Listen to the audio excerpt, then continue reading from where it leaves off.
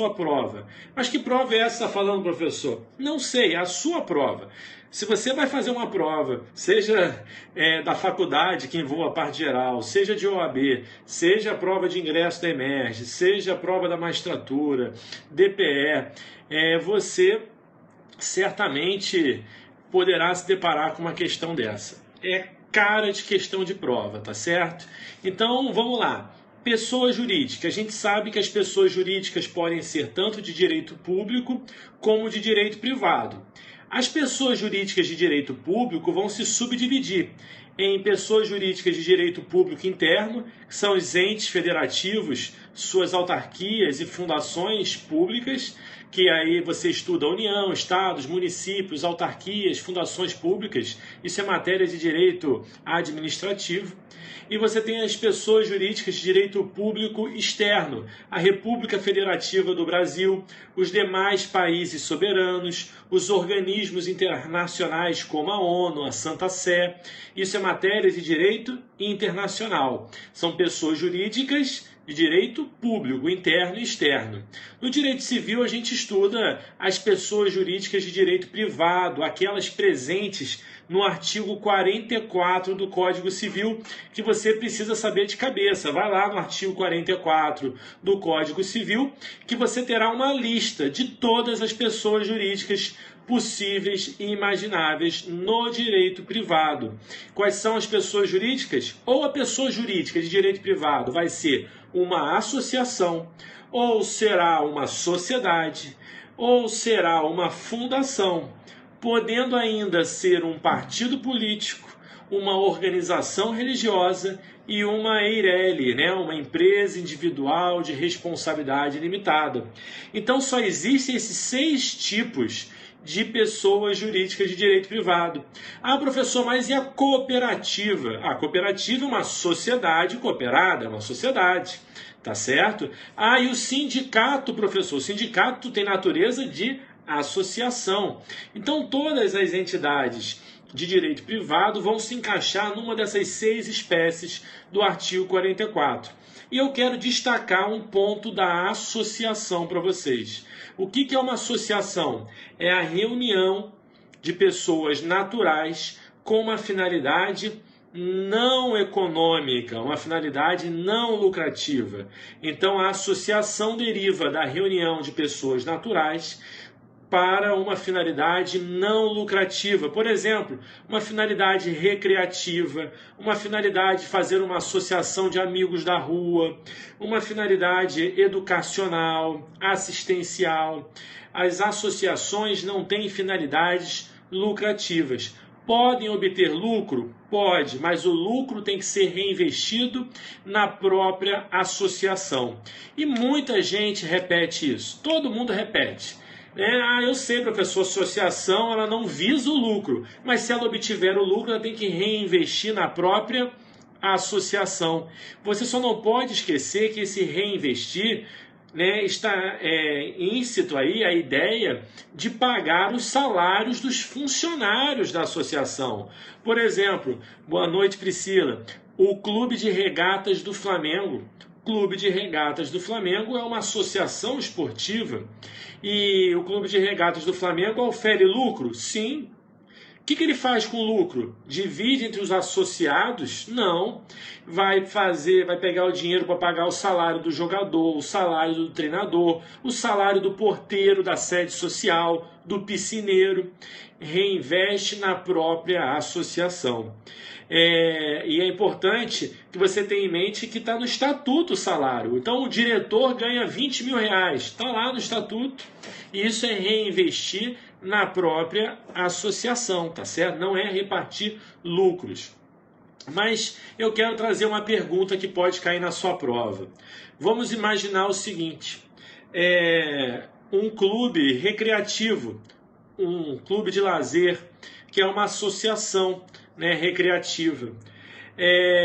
O indivíduo foi flagrado nadando sem roupa, sem trajes de banho na piscina. E tem previsão no estatuto que é proibido nadar sem roupa na piscina do clube, tá certo? O que aconteceu? Ele recebeu aí uma notificação avisando que ele, como estava nadando sem roupa na piscina do clube, estava expulso daquela associação. É possível isso? É possível expulsar um associado? Vejam, o artigo 5º, inciso 17 e inciso 20 da Constituição, artigo 5º, inciso 17 e inciso 20, trazem a liberdade associativa. Você tem o direito de livremente criar uma associação sem autorização do Estado, de se manter associado e de se associar e se desassociar das fundações existentes. Será que o indivíduo que já é associado pode ser expulso? A resposta é sim. Ele pode ser expulso, mas não desta forma que eu contei para vocês.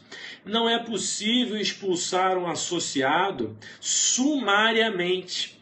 É necessário, de acordo com o artigo 57 do Código Civil, é necessário que haja justa causa. O que é justa causa? Justa causa, no exemplo que eu dei, está presente. O Estatuto proíbe nadar sem roupa na piscina, sem traje de banho. E o indivíduo fez isso. Isso é uma justa causa. Ele tem justa causa para sofrer a penalidade. Mas não basta ter justa causa, é necessário observar o contraditório e a ampla defesa. É necessário notificar o indivíduo de que ele foi flagrado descumprindo uma regra prevista no Estatuto da Associação, em que ele está sujeito à sanção. Então deve ser notificado o fato e marcado uma assembleia, uma reunião para votar a sua expulsão. Estão entendendo?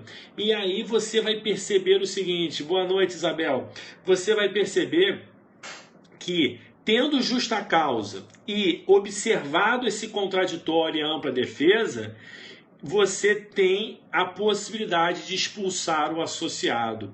O detalhe é o seguinte, o contraditório não é apenas convocar, é a possibilidade ali do indivíduo ser notificado do fato e poder rebater aqueles fatos, exercer a sua ampla defesa. Ele pode comparecer com um advogado na reunião, na assembleia? Pode, ele tem esse direito. Mas cuidado, se ele não comparece com o advogado, a assembleia não será inválida. Ele pode ir com o advogado, ele não pode ser impedido de participar com o advogado. Mas caso ele não queira se fazer representar por um advogado, não queira se fazer acompanhar de advogado, não será inválida a associação, a assembleia será uma faculdade. Então, entenderam? Tem justa causa, respeitou o contraditório e a ampla defesa, aí sim o indivíduo pode ser expulso. Lembrando que mesmo que tenha sido respeitado a justa causa, o contraditório e a ampla defesa, ainda assim ele pode discutir essa questão na justiça, pelo livre acesso à justiça, né? Você tem a inafastabilidade do poder judicial, então ele pode rediscutir aquela matéria em juízo, sem problema nenhum.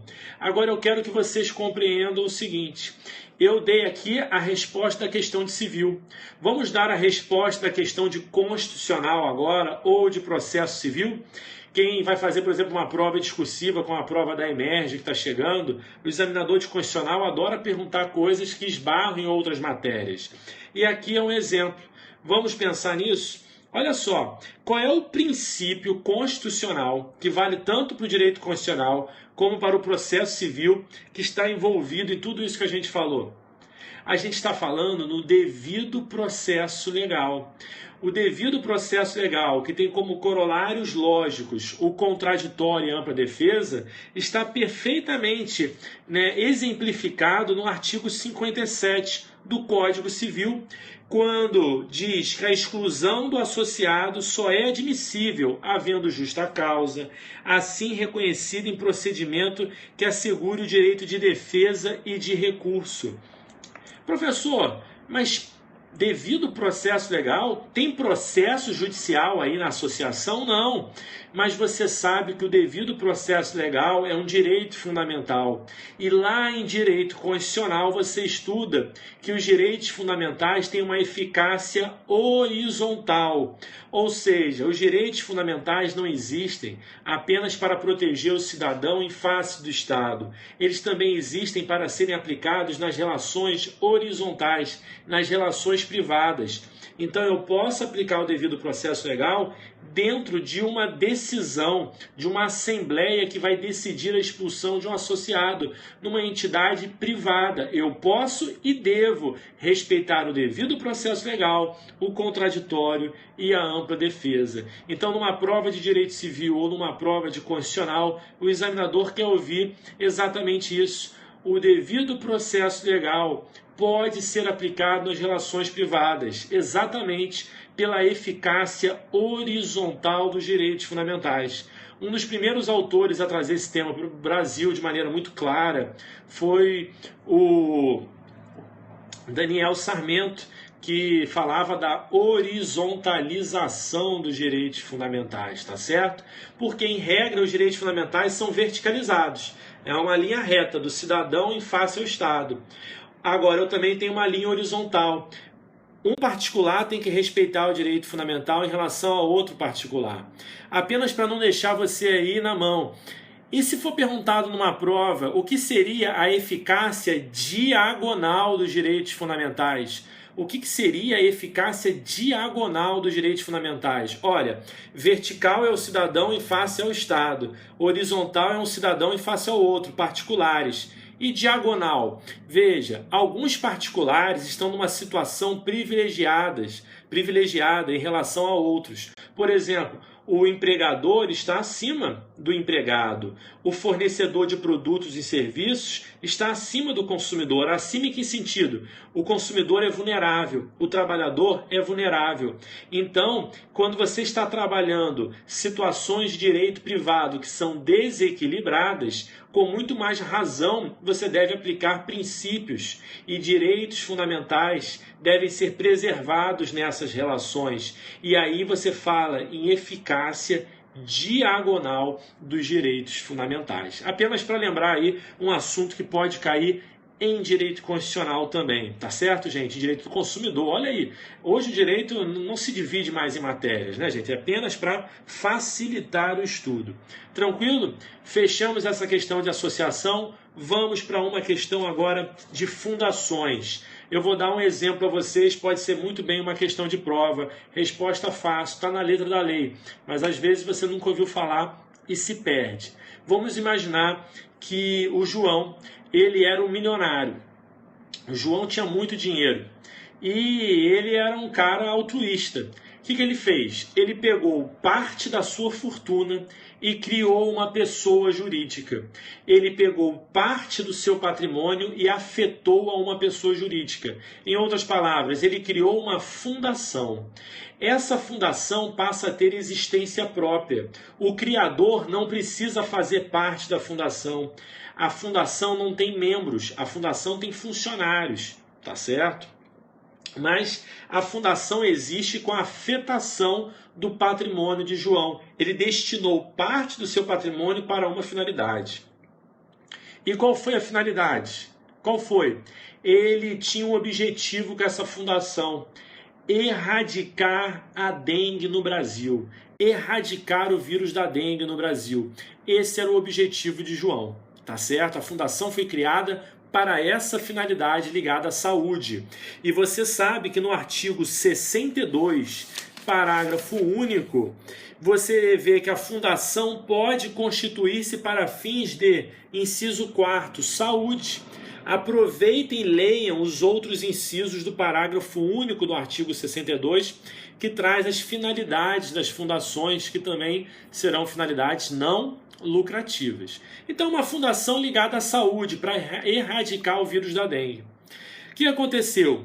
A fundação tem existência própria. João foi ficando pobre e morreu.